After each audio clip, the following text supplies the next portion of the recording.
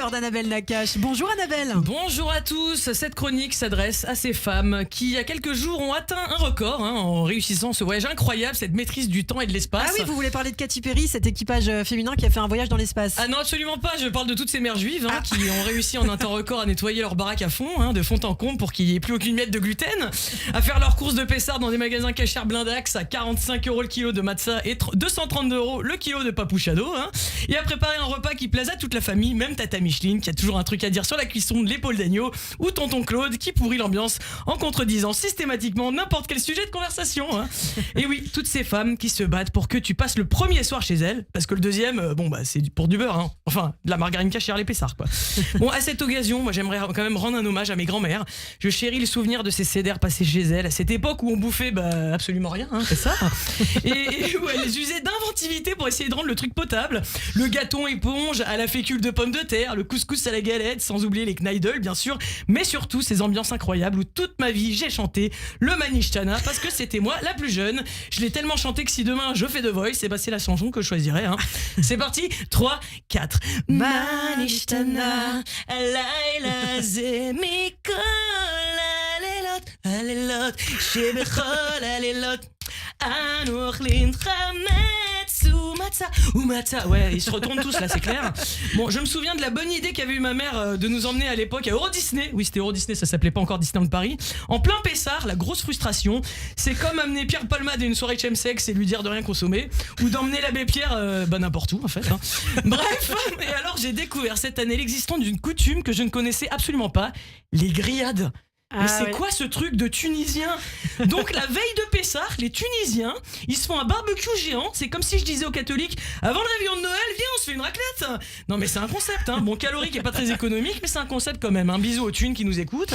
Alors bon, notre peuple existe principalement par la transmission de notre histoire et de nos traditions, depuis des millénaires. Et si certains ne savent pas lire des livres d'histoire, eh bien nous, tous les ans, grâce essentiellement à nos mères qui préparent ces dîners, on sait ce qui est arrivé à notre peuple. Alors je leur dédie ce son.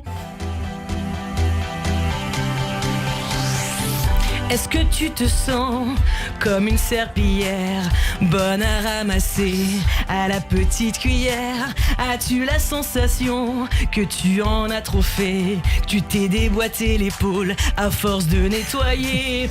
Est-ce que tu penses que tout sera prêt avant l'arrivée de tous tes invités? La fête de Pessah, c'est la tradition qui te met le plus la pression. T'as juste besoin de poser tous tes congés de l'année, de ne plus dormir pour bien tout préparer. Vas-y sur l'aspirateur et fais chauffer ton batteur. Prends les recettes de ta mère pour préparer un bon CDR.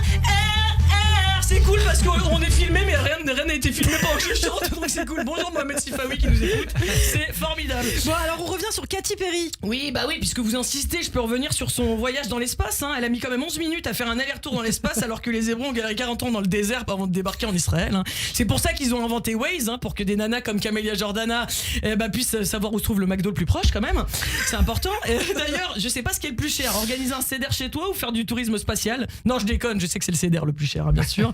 Bon, pour de vrai, il paraît que ça coûte entre 500 000 euros et 1,2 million d'euros d'aller dans l'espace. Ça fait cher la tonne de CO2.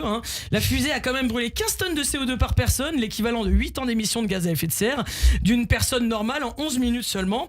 Lundi, pendant le vol, il y a Sandrine Rousseau qui a eu une attaque cardiaque. Non, mais je comprends pas.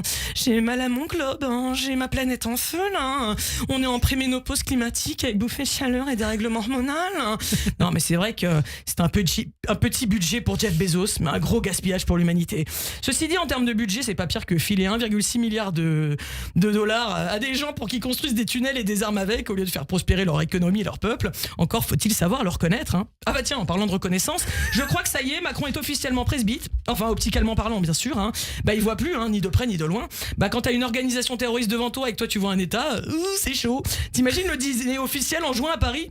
qui sait qui sera le chef de l'État palestinien avec le Hamas encore au pouvoir. Et à l'Elysée, nous accueillons Abou Yahya Sinwar Junior avec un CV prestigieux. Il organise vachement bien les événements, remise de tâches et massacres en tout genre. Bon en tout cas, on souhaite un très joyeux anniversaire à Brigitte Macron qui vient de fêter ses 72 ans et malgré les absurdités que dit Manu, au moins elle reconnaît toujours son mari et nous on reconnaît notre état de fatigue. Allez, en attendant que le monde aille mieux, que les otages reviennent, on peut toujours rêver. Alors moi je vous souhaite une bonne journée et de bonnes fêtes. Eh bien merci beaucoup Annabelle Nakache. Vous restez avec nous tout de suite. L'invité de Christophe Barbier, c'est Mohamed Sifawi. Les grands débats commencent sur Radio G.